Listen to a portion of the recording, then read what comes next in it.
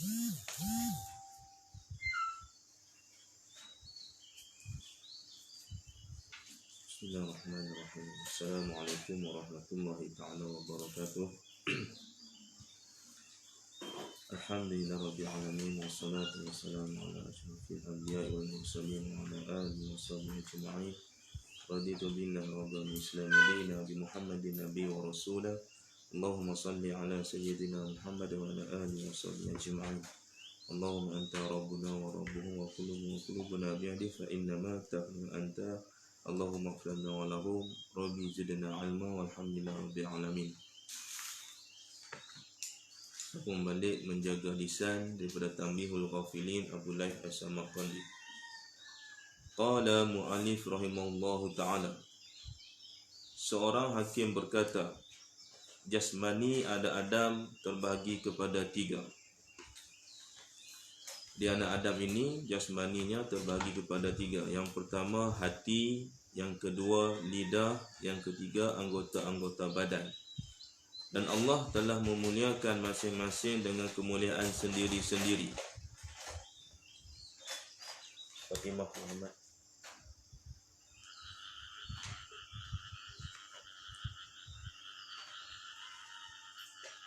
Bising macam mana? Jangan tentu. Jadi Allah jadikan, seorang hakim menyatakan Allah jadikan badan manusia ni ada 3. Yang pertama hati, yang kedua lidah dan anggota-anggota badan. Bising-bising je saja. Dan Allah muliakan masing-masing dengan kemuliaan masing-masing. Iaitu hati tu ada kemuliaan dia, lidah tu ada kemuliaan dia, dan anggota badan tu ada kemuliaan dia. Memuliakan hati dengan makrifat. Allah muliakan hati kita dengan makrifat dan mengenal Allah. Tauhid, ilmu kalam. Jadi hati ni nak mengenal Allah. Mengenal Allah ni maksudnya kita menilai Allah. Kita membuat satu perkara itu kerana Allah. Nilai Allah ni maknanya apa saja kita buat kerana Allah. Kita menulis kerana Allah, kita mengaji kerana Allah, kita berjalan kerana Allah, kita mendengar kerana Allah. Mengenal Allah, sifat 20. Di antara perkara yang perlu kita ketahui sifat 20, ilmu kalam, mengenal Allah, yang disusun oleh Abu Hasan Asy'ari dan juga Abu Mansur Al-Maturidi. Sifat 20 yang susun tu untuk mengetahui sifat-sifat Allah, supaya dalam kehidupan kita melaksanakan tuntutan yang Allah suruh. Itu maknanya hati kita. Jadi sebab tu hati ni kalau kita buat nak semayang tunjuk kat siapa? Ibadah nak tunjuk kat siapa? Di hatilah akan menilai. Allah berikan. Bila hati ini ada hidayah, bila hati ada petunjuk, ada taufik. Hidayah ni petunjuk, taufik ni kekuatan. Allah beri petunjuk, kekuatan pada kita. Jadi hati ni di dalamnya ada nuraniyah. Ada satu tempat namanya nuraniyah. Nur yang buatkan kita boleh fikir. Fikir dekat hati. Tapi kalau nur tutup, nak fikir kat hati ni payah sikit. Mana nafsu akan ambil alih.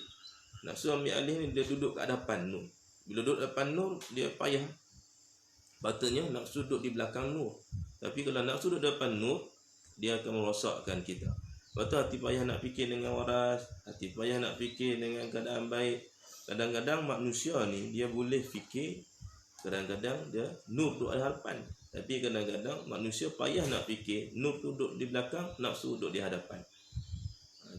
Jadi akal nak beri itu yang diberikan di dalam nur. Nur itu ada akal yang Allah berikan. Bagaimana nur nak dapat yang baik? Daripada akal dapat yang baik, daripada ingatan kita, daripada perkara yang kita lakukan. Kita ada akal. Manusia ni pada peringkat awal guna akal. Dia buat kerja kena akal, dia resah sungguh-sungguh akal itu sampai penat, maka akal tak boleh dah nak fikir banyak, maka tubuh badan dia akan berfungsi, myelin. Di myelin ni akan beri sumber kebaikan pada dia kalau buat benda baik. Sebab tu Allah suruh istiqamah benda baik. Kerana myelin tubuh badan kita itu. Ini maksud yang ketiga tadi. Itu maknanya akal hati ni Allah berikan adalah sumber untuk mengenal Allah, buat semua benda lillahi ta'ala. Dan Allah memuliakan lidah dengan kalimat syahadat la ilaha illallah. Kita mengucapkan kalimah la ilaha illallah. Kalimah inilah yang buat kita selamat, bukan kita hebat mana pun, manusia ni lemah. Kita tak ada kehebatan apa-apa. Kita boleh cakap dengan fasih. Kita boleh cakap dengan elok. Kita boleh cakap orang lain tak gugup. Orang lain gugup, kita tak gugup. Orang lain dia takut nak cakap dengan orang ramai, kita boleh cakap depan orang ramai. Kita boleh pengaruh orang untuk beli barang kita. Kita boleh pengaruh orang untuk masuk produk kita. Apa sajalah keadaan-keadaan. Kita boleh bekerja untung lebih pada orang lain. Kita mewah, kita ada itu, ada harta yang banyak, kita ada kawan-kawan, kita ada pangkat. Semuanya ini adalah hak milik Allah Subhanahu Wa Taala. Allah beri. Kenapa? Kerana kita Islam. Dengan kalimah la ilaha illallah ni Allah muliakan kita. Tu Sayyidina Umar sebut apa? Aku mulia ni kerana aku Islam. Cuba orang kafir, hebat macam mana pun tak ada guna. Fir'aun hebat. Nak kata hebat atas muka bumi ni, Fir'aun hebat. Orang yang paling pandai, orang yang paling bijak dalam piping, pengairan, hebat dia. Pembangunan dia hebat. Allah berikan kepadanya kehebatan begitu. Nak fikir hebat, Fir'aun subhanallah hebat. Fir'aun ni ramai. Fir'aun ni banyak yang kafir dan ada juga yang Islam. Tapi kita tengok Fir'aun yang lawan Nabi Musa, Ramses II ini, sebahagian pendapat menyatakan dia lawan orang yang hebat, orang yang kaya, pembangunan dia begitu cantik. Tapi adakah dia mendapat kebaikan? Adakah lisannya itu bagus? Tak, lisannya lawan Allah. Kegagahan dia itu lawan Allah. Itu. Dia berdebat dengan Nabi Allah Musa dan Harun. Hantar dia. Allah hantar Nabi Allah Musa dan Harun. Nabi Allah Musa ni, Nabi Musa dia tak pandai cakap. Itu lisan. Sebab apa Nabi Allah tak pandai cakap? Lisan dia tu, lidah dia ni dia melecur. Ketika mana dia memilih, Fir'aun kata nak tengok Musa ni waktu kecil, mumayyiz tak mumayyiz, bakal tak bakal, bijak tak bijak, mari kita bagi kau. Letak satu benda yang emas atau makanan, letak lagi bara api. Nabi Musa nak pergi ambil dah emas tadi. Tapi di tepis Jibril alaihissalam ambil. Dia ambil bara api. Tangan tak terbakar. Kenapa? Sebab tangan Nabi Musa tarik janggut Fir'aun hingga menjerit Fir'aun sakit. Itu selamat tangan. Walaupun kecil je waktu itu, terfikir budak kecil tarik biasalah. Tapi itu Allah nak bagikan irhas kepada Nabi SAW. Tapi dia masuk dalam mulut. Dia masuk mulut kena lidah dia. Di lidah dia itu terkena api. Jadi dia rosak lidahnya. Jadi cakap dia tak apa fasih. Sebab tu Allah hantar sepupu dia. Saya kata sepupunya, kata adiknya. Untuk bantu dia tu Nabi Harun alaihi salam, bantu cakap. Ini mana kita ni kadang-kadang pemimpin kita ni, adapun kita punya kawan ataupun kita punya bos tak apa pandai cakap. Dia kena ada orang bawah. Dalam dakwah macam tu juga. Ada orang dia tak pandai cakap tapi dia diberikan kebijaksanaan. Sebab tu Allah kata siapa paling bijak? Ya Musa, aku paling bijak. Memanglah Nabi Musa ketika dia yang paling bijak. Tapi ini antara Nabi dengan Nabi nak didik. Bukan didik Nabi saja, didik kita juga. Kata ada lagi orang lebih bijak pada kamu. Siapa dah? Nabi Khidir alaihi salam. Kalau Nabi jumpa Nabi Khidir, itu Nabi Musa tak boleh nak berkata-kata dengan fasih, kerana lidahnya itu biasa terkena bara api hingga membuatkan dia tidak fasih berkata-kata. Dibantu saudaranya iaitu Harun, Nabi Harun alaihi salam. Jadi Allah muliakan kalimat lidah kita ni. Bila Allah memuliakan lidah kita, mana kita mengucapkan kalimah la ilaha illallah, membaca Al-Quran. Tanda Allah muliakan lidah kita, kita boleh baca Quran. Sama ada sikit, sama ada banyak, sama ada kita gagap, sama ada kita fasih, sama ada kita terangkak-rangkak nak baca. Semuanya Allah muliakan. Kita tengok kisah seorang yang mati dalam keadaan mulia. Kenapa? Dia tak boleh baca Quran. Tapi setiap malam dia buka Quran, dia tengok Quran, dia menangis. Ya Allah, aku tak mampu baca Quran ni. Tapi aku nak baca Quran. Tapi dia mampu nangis. Akhirnya Allah muliakan dengan niat dia tadi nak baca Quran. Tapi dia tak mampu. Dia insaf. Dia mohon ampun kepada Allah. Matinya Allah muliakannya. Kuburnya bercahaya. Subhanallah. Jadi, bacalah. Bila Allah muliakan lidah kita hari ini, Ramadan, bukan kira Ramadan sajalah, Ramadan ni kita duduk kejar lah. Sebab pahala berlipat kali ganda. Allah muliakan. Pahala Allah yang bagi, bukan malaikat. kan. Bukan makna maksud pahala ada malaikat bagi, tidak. Malaikat bagi ni makna malaikat ada yang tahu. Contohnya kita semayang 27 kali ganda kalau semayang berjemaah. Jadi kita tahu, malaikat pun tahu, malaikat tulis. Tapi pahala tak tahu, Allah saja yang tahu apa dia nak bagi. Itu kita kerja dalam bulan Ramadan. Lepas tu lidah yang baik ni baca Quran, tu tandanya Allah memuliakan lidah kita. Kalau orang muliakan kita macam kita, kalau orang muliakan kita, apa dia MC muliakan kita macam mana? Yang berbahagia Al-Fadhil, Tuan Guru, yang Fadhil, yang berhormat, Datuk Seri, muliakan, yang banyak berjasa. Kalau kita pidato pula, barisan para hakim yang bijaksana, akalnya tiada disangkal lagi. Muji. Itu kalau kita dengar pun, manusia kalau dengar pujian, mana ada orang tak suka. Tapi kerana iman tadi itu, dia tak suka kerana apa? Kerana pujian itu merosakkan dia. Itu beza pula. Tapi secara puratanya, umumnya Allah jadikan fitrah manusia suka pujian. Begitulah bila Allah memuji dan menyukai dan memuliakan lidah manusia, hamba-hamba yang bertakwa, kita akan bercakap benda yang baik.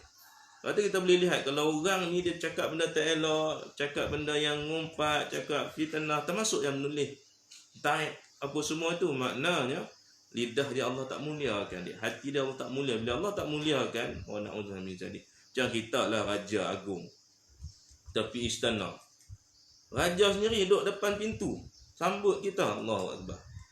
Agak-agak rasa macam mana? Oi, balik kampung kira nak cerita dengan orang. Kita ambil gambar tu, kalau ada berita harian ke, kalau ada dalam buletin utama ke, tengok gambar dia keluar raja sejarah dunia Agung pergi sambut depan, sambut sendiri. Ya Allah, subhanallah. Ini Allah sambut kita. Bagaimana Allah muliakan lidah. Bila Allah berikan, muliakan akal kita, Allah muliakan hati kita, mana kita berfikir dengan keadaan yang baik. Kita boleh mengenal Allah. Kita buat satu benda semuanya kerana Allah.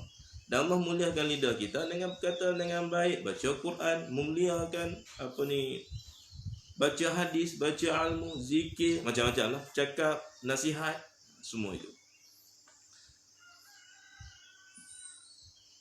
Dan memuliakan semua anggota badan dengan sembahyang. Dan bila Allah memuliakan anggota badan kita yang 7, mata, telinga, lidah, perut, kemaluan, farah dan zakat, 2 tangan, 2 kaki ni Allah muliakannya. Allah muliakan dengan kita mudah nak sembahyang. Sebab tu dalam sembahyang ni dia ada 3 rukun besar. Rukun qauli, rukun fi'li, rukun qalbi. Qalbi ni ada 2. Fi'li ada berapa? Fi'li ada berapa? Fi'li ni perbuatan. Qauli ada berapa? Qauli ada 5. Lebihnya ada berapa? 7. 5 lagi lah. Lagi. Dah. Semua rukun 13, 6 lah. Rukun fi'li ada apa? Qauli 7. Qauli 5. Qalbi 2 lah. Niat dengan tertib. Jadi bakinya 6. Itu. Dia Allah muliakan. Sebab tu dalam sembahyang kita boleh buat dengan keadaan yang baik. Sebab tu dalam sembahyang ni lah yang menyempurnakan tubuh badan. Daripada segi sainsnya kita sihat, dari segi matematiknya kita nak mengingat berapa, ini berapa 3, ini berapa 1, itu. Banyaklah di situ Allah susun dalam ilmu. Dalam solat ni dia merangkumi semua ilmu, beri kebaikan dalam ilmu. Muslimin dan muslimat yang dirahmati Allah SWT, makna Allah sayang pada tubuh badan kita ini. Allah muliakan tubuh badan kita, kita mudah nak semayang. Ataupun kita buat semayang fardu awal waktu, kita boleh, tak ada sakit, mudah Allah jadikan kita nak semayang, nak puasa, nak sedekah, apa pun ibadah kotor, royong nampak benda kotor, lalu sikit nampak benda kotor, kecil pun dia ambil, besar pun dia ambil. Ni tak, ni bukan aku buat ni. Itu takut Allah tak muliakan kita, tak muliakan tangan kita. Padahal nampak depan mata, ambil je lah. Bukan saya punya, buat ya, lagi ada orang ambil, nampak. Ceritalah tak muliakan hati kita, dah duk mikir. Sebab hati yang fikir, bukan otak. Otak ni simpan dia hadis. Hati duk mikir. Bila hati duk mikir, lalu yang ni sesuai tak sesuai kat sini ni. Hati mikir, tu tangan nak ambil. Maka kita dah boleh buat. Lidah pun panggil, "Mai tolong aku kejap." Nampak minta orang nasihat, tolong kita untuk buat benda. Ni 3 benda. Bila Allah jaga semua benda-benda ni, kita jadi hamba Allah yang bertakwa. Dan Allah menyerahkan masing-masing itu pada pengawas dan pengawal. Dia ada 3 ni, ada pengawal dan pengawas. Iaitu hati tadi, lidah dan anggota badan ni ada pengawal dia. Maka hati diawasi oleh Allah sendiri. Hatinya Allah yang awasi, manusia tak tahu. Jangan kita kata, aku tahu apa hang tuan hati hang nak cakap ni. Kita tak tahu, iblis tak tahu. Macam mana dia tahu? Macam mana dia tahu? Tidak siapa pun tahu. Nabi pun tak tahu isi hati manusia, malaikat pun tak tahu isi hati manusia. Sebab tu ketika mana malaikat bawa amalan seorang hamba naik jumpa Allah, seronok dia bawa amalan jumpa Allah. Ya Allah, ni amalan hamba, banyak dia buat ni. Sampai depan Allah, adakah kamu isi hatinya itu kamu tahu? Adakah kamu tahu apa sebab dia lakui amalan yang banyak ni? Mereka, aku tak tahu, engkau maha mengetahui ya Allah. Campakkan balik amalan ni, aku tak terima kerana dia buat kerana bukan kerana aku. Sebab tu hati ni dipantau, diawasi oleh Allah. Ni hati-hati kita buat kerja kerana Allah. Kita nak sedekah kerana siapa? Allah. Itu. Tapi kita manusia dengan manusia, kita tak tahu. Jangan kita cakap kat dia macam ni, jangan itu. Tidak. Tapi kita boleh nasihat dia. Kalau nampak menyalahi, ada tanda-tanda, ada tanda-tanda juga. Ulama menulis tanda-tanda, Nabi memberi tanda-tanda, Allah bagi tanda-tanda. Tapi untuk declare bukan kita. Dia ni memang orang munafik dia dulu lagi. Tidak. Tanda tu ada supaya kita jadi penasihat, kita menegur, ambil hukuman kalau kita berpuasa. Sebab tu hati Allah sendiri yang jaga, Allah yang memelihara. Bila Allah pelihara hati kita, mana kita kena buat benda baik. Kena jaga sungguh-sungguh. Sehingga tiada yang mengetahui apa yang dalam hati, perasaan kecuali Allah sendiri. Dan lidah diserahkan kepada malaikat raqib atid. Lidah raqib atid. Cakap benda baik, raqib tulis baik. Raqib duduk belah kanan, atid duduk belah kiri. Kiraman katibin, duduk tulis elok-elok. Itu. Sebab tu malaikat raqib dia bos kepada atid. Itu atid. Raqib kata buat baik, aku tulis 10 kali ganda kebaikan. Satu kebaikan 10 kali ganda. Bila atid buat jahat, tunggu kejap. Berapa jam? 6-7 jam. Tunggu. Allah sayang kepada kita sampai tahap begitu. Dia tulis, tiada terlepas sepatah kata malaikat padanya pencatat raqib dan atid. Apa saja perkataan yang kita buat, yang sebut, termasuk juga kita menulis, sebut kita fitnah orang, fitnah benda yang betul ke, benda yang salah ke, duk mengata orang ke, semua akan ditulis tak terlepas walaupun satu huruf. Wa na'udzu min zalik, hati-hati. Jadi raqib dengan atid ni dia akan jaga lisan kita. Allah jaga hati. Itu. Tapi overallnya hakikatnya Allah yang menjaga. Dan anggota badan lain diserahkan pada perintah dan larangan. Anggota badan kita ni semuanya diserahkan pada ati'ullah. Perintah-perintah, segala perintah Allah kita taat. Jadi Allah tak buat macam ini, kena buat. Kena semayang, kena sedekah. Kena zakat. Kena buat haji. Kena bantu orang. Dan larangan-larangan. Jadi namanya takwa tadi itu, sampai tahap takwa. Tinggallah sampai tahap rojak. Itu. Perintah larangan Allah itu, itulah yang menjaga kita punya tubuh badan. Kita nak buat macam ni, kena fikir, ni Allah larang ke Allah suruh buat? Jadi Allah larang, jangan buat. Ni Allah Ta'ala suruh kita buat. Dan masing-masing diminta menepati dan jujur. Ini semuanya jujur. Malaikat pun tak jujur pula, tak pernah buat dosa. Patuh kepada Allah 100-200% lagi. Muslimin dan muslimat yang dirahmati Allah Subhanahu wa taala, maka kejujuran hati iaitu tetap beriman, tidak hasad. Antaranya jujurnya hati ni, dia tidak hasad kepada Allah, kepada manusia. Iri hati dan khianat dengan tipu daya. Khianat dan tipu daya. Dia dah selamat daripada hasad, iri hati, khianat, tipu daya. Dan kejujuran lidah itu ribah, tidak mengumpat, tidak menipu, dan tidak membahaskan apa-apa bukan kepentingan, tak cakap benda-benda yang tidak penting bagi dirinya. Dan kejujuran anggota badan tidak digunakan untuk maksiat, tak buat maksiat. Apa-apa saja maksiat lah, sama maksiat guna tangan ke, guna kaki ke, guna mata, semuanya.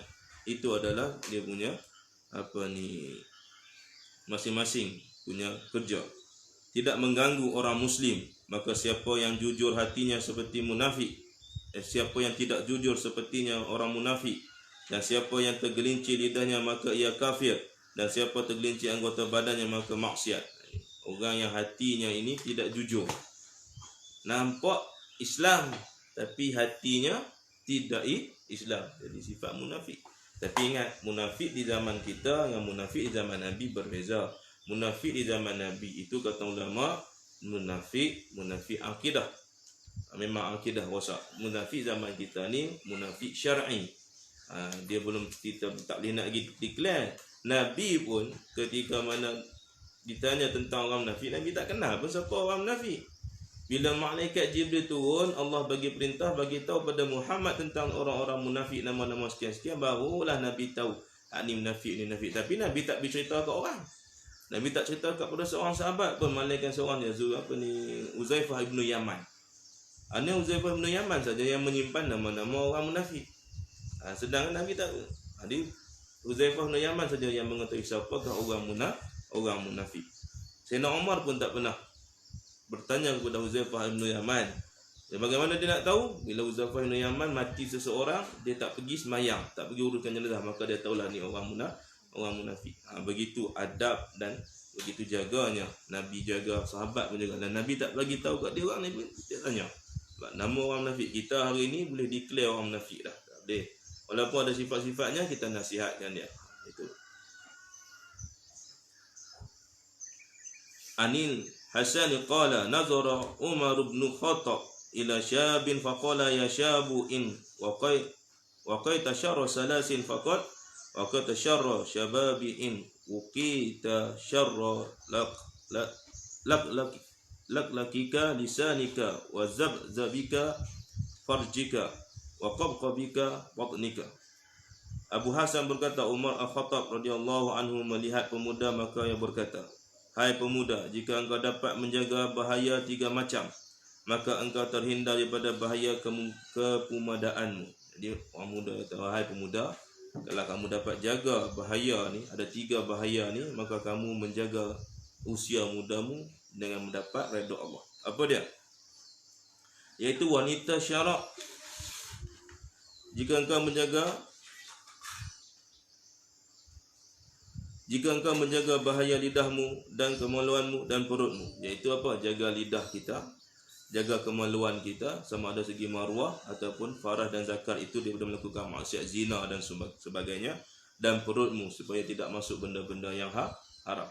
Ini 3 benda ni saya nak pesan kepada anak muda, iaitu jaga lidah. Anak muda, budak muda ni nak cakap kan. Kita hari ni anak muda, netizen lah banyak-banyaknya.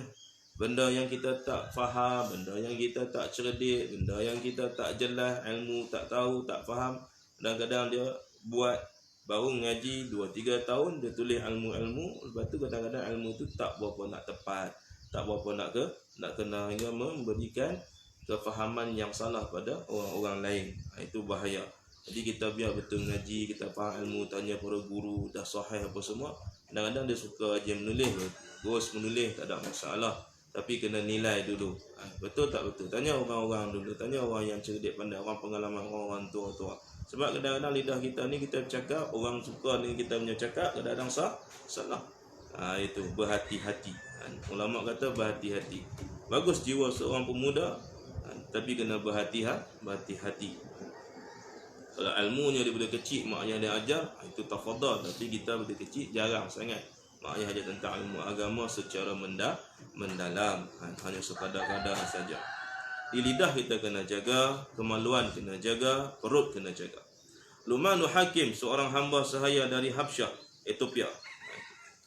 Dan pertama yang nampak dari hikmatnya, iaitu ketika majikannya menyuruhnya menyembelih kambing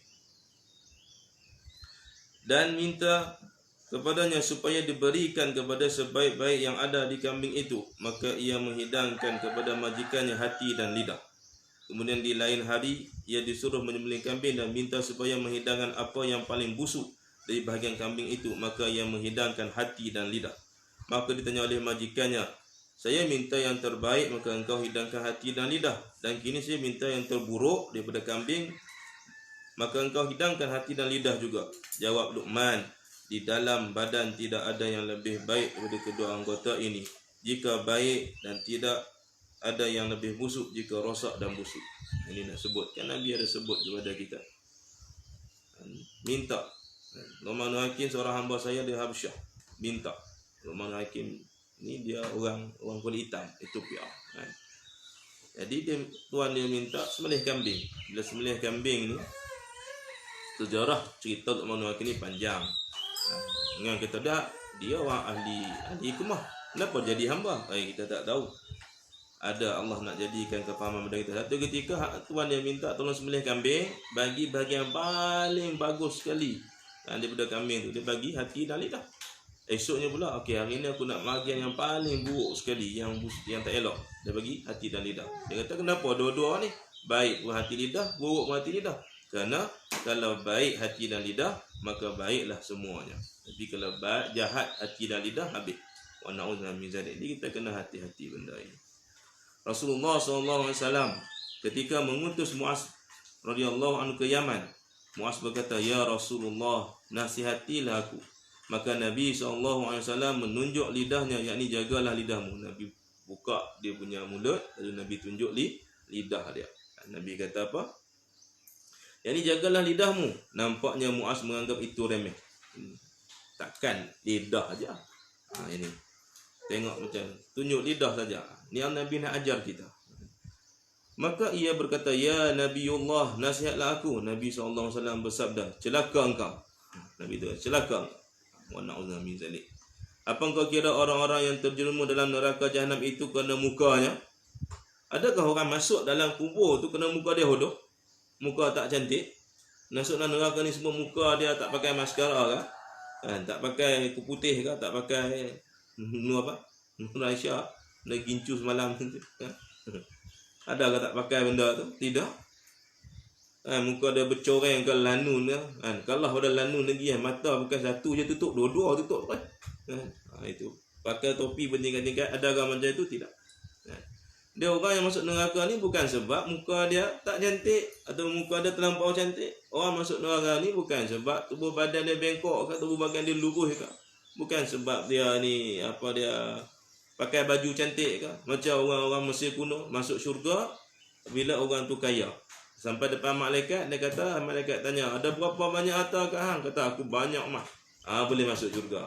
Sogok emas daripada malaikat pula. Adakah macam itu? Tidak. Apa katanya? Nabi cakap apa? "Celakalah engkau. Apakah engkau kira orang-orang yang terjerumus dalam neraka Jahanam itu kena mukanya? Tidak lain hanya disebabkan akan lidahnya." Manusia banyak masuk dalam neraka sebab lidah. Kebanyakan. Ada lagi lah sebab-sebab lain, tapi banyak manusia termasuklah kita menulis, kita tak tahu kemarin lagi kita. Jadi kita kena fikir, benda yang kita tak jelas, benda yang kita tak pasti, jangan menghina orang, jangan hadik orang, jangan duk mengata pada orang. Dan kita tak lepas benda ini, tapi kena mohon ampun dan kena istighfar banyak-banyak kepada Allah Rabbul Jalil. Man kasura kalamuhu kasura saqatuhu, wa man kasura maluhu kasura ismuhu, wa man sa'a khuluquhu azaban nafsa.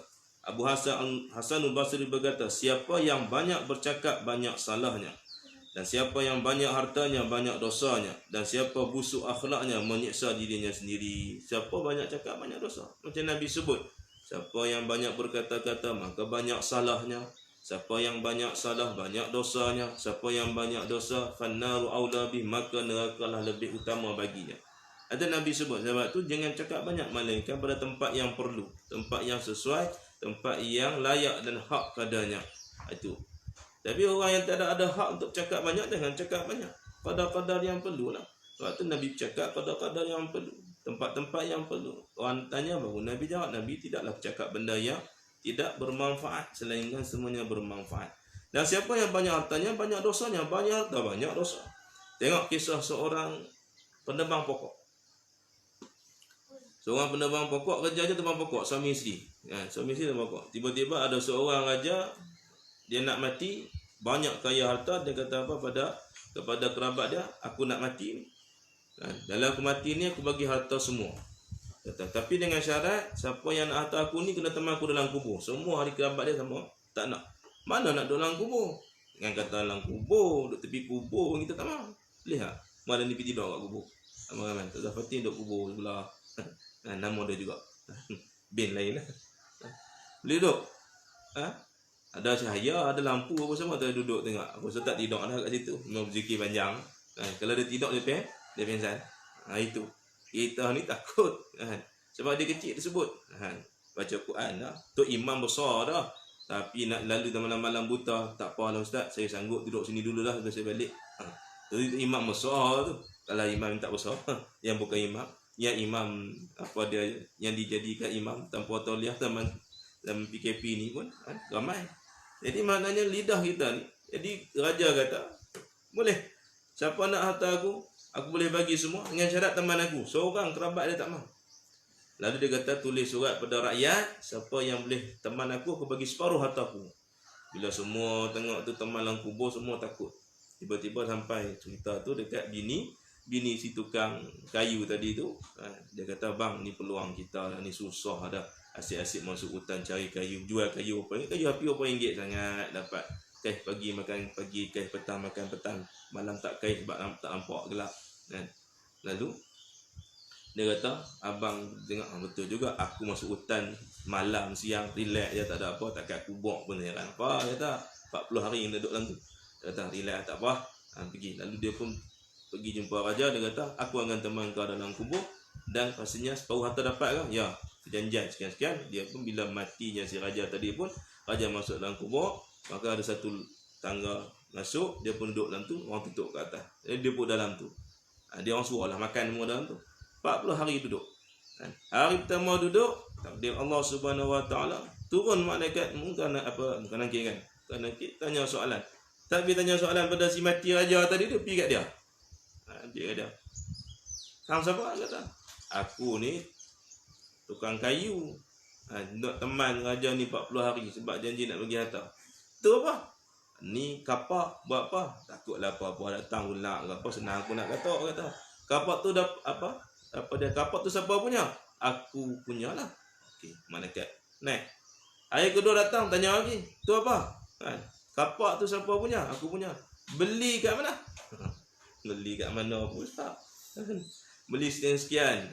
Guna duit apa? Hari ketiga tanya, guna duit apa? Duit aku duk belilah. Apa dia masuk hutan dapat duit, belilah kapak ni. Hutan tu siapa punya pula hari keempat? Wah, 40 hari tanya kapak saja. 40 hari tanya kapak, ulang balik tanya kapak. Lah kali keluar lari kata, aku tak mahu harta semua ni. Satu kapak ni 40 hari tanya soal jawab. Aku jadi muah lah kata.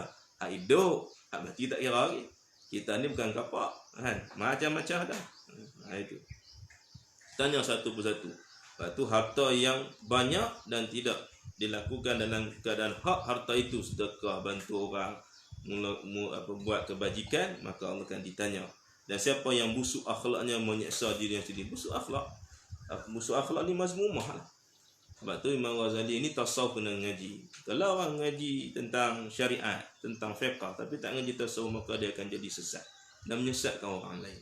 Na'udzubillah min zalik. Dia kena ngaji semua.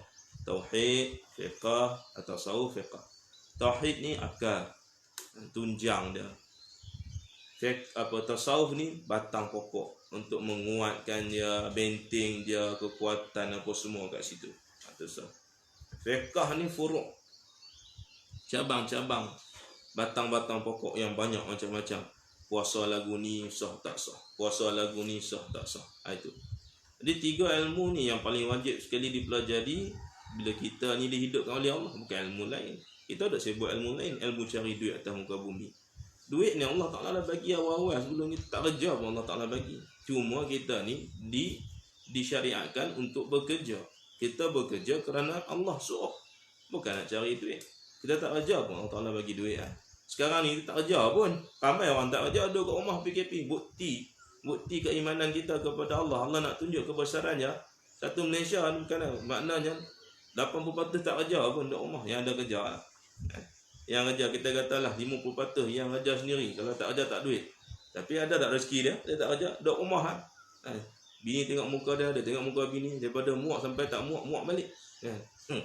Aku tengok sampai bini tukar make up dah, daripada Nur Rasa jadi macam-macam. Aku pakai topeng dah pun. Macam-macam rupa dah. Muak, rezeki ada tak?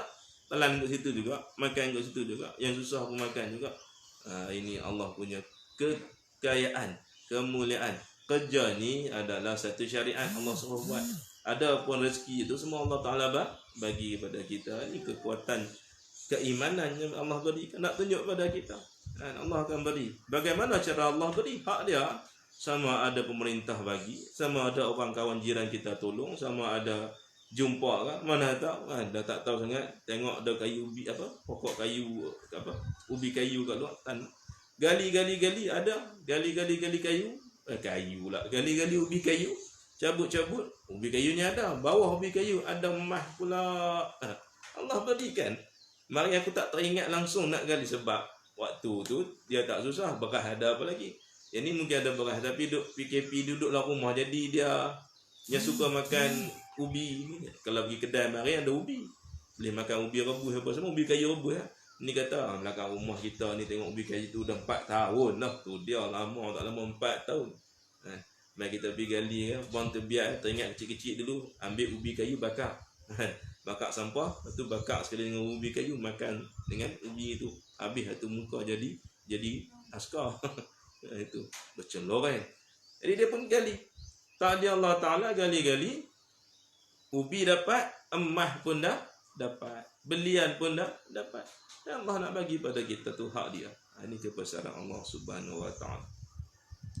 Akhirnya Sufyan Tsauri berkata, waliullah, bila saya melempar seorang dengan anak panah, maka yang lebih baik bagiku daripada melemparkan dengan lidahku. Bukan suruh kita pergi panah orang, tidak. Sebab lemparan lidah tidak pernah luput, tetapi lemparan anak panah sering luput. Kata kalau kita panah dengan cakap lidah, benda yang tajam, sebab lidah lebih tajam daripada pedang. Panah ni lebih bagus lagi. Ni nak bagi satu bayangan pada kita, satu lafaz.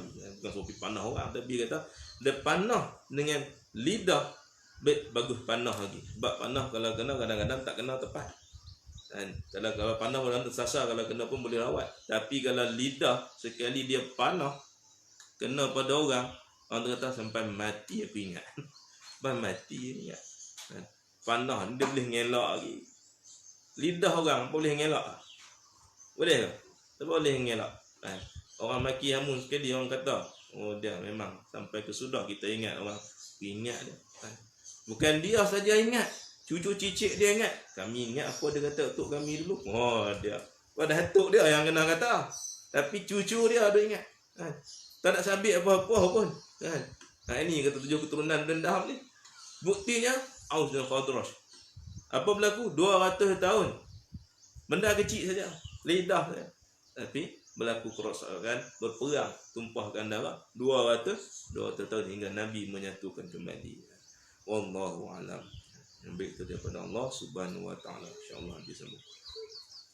Bismillahirrahmanirrahim. Rahman barakah wa sallallahu alaihi majlis wa faqih mufiddin wa li bika wa bi jannah mumkin salatina wa mizur ya tilawah wa taqabbal du'a. Walhamdulillah rabbil alamin.